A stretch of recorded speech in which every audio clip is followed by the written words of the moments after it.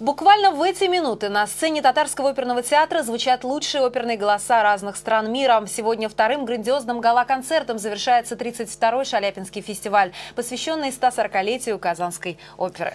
В этом году публика увидела 9 постановок, в том числе 2 премьеры «Севильского цирюльника» в постановке Юрия Александрова и концертное исполнение оперы Гершвина «Порги и бес», где солистами выступили блистательные темнокожие певцы. Сюрпризы зрителей ожидали на гала-концерте. Какие именно, узнала Полина Кострицкая. Завершать фестиваль гала-концертами уже тоже стало традицией. На них можно услышать артистов, которые принимали участие в спектаклях этого года, а также увидеть новые лица.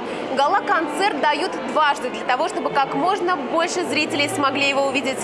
Когда мы приходим на эти спектакли, на Шаляпинский фестиваль, мы чувствуем необыкновенный подъем и рады за наш театр.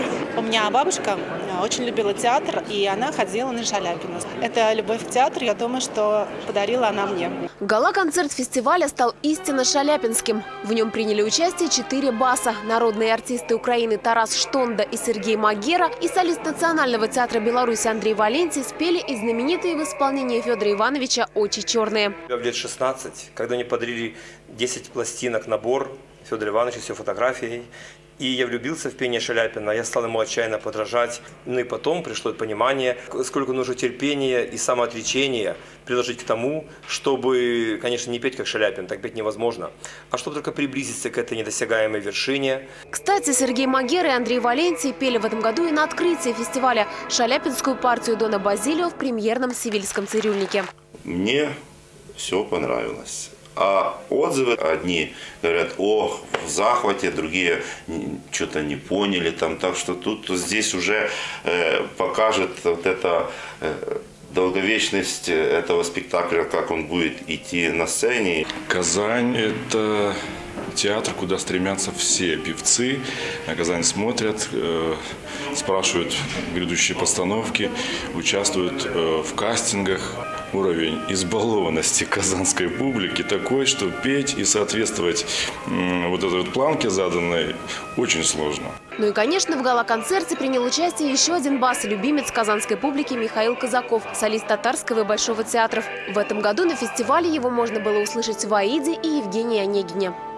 Очень важно то, что вот действительно традиция вот этого фестиваля, она, так сказать, сохранилась. Как я замечаю, ценится прежде всего качество голосов, качество выучки певцов. Вот это очень важно.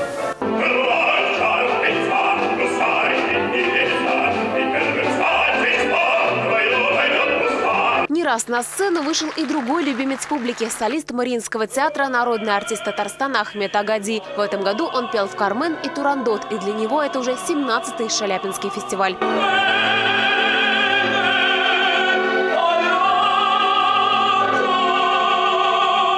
В гала-концерте приняли участие маэстро Ренат Салаватов и Марко Боэми. Певцы, работающие в ведущих театрах России, Испании, Германии, Великобритании. Среди них Татьяна Мельниченко, Виталий Белый и Вероника Джиоева. Приготовили для публики и сюрприз. Джампьеро Собрино – музыкальный руководитель итальянской арены Ди Верона. К тому же один из лучших кларнетистов мира.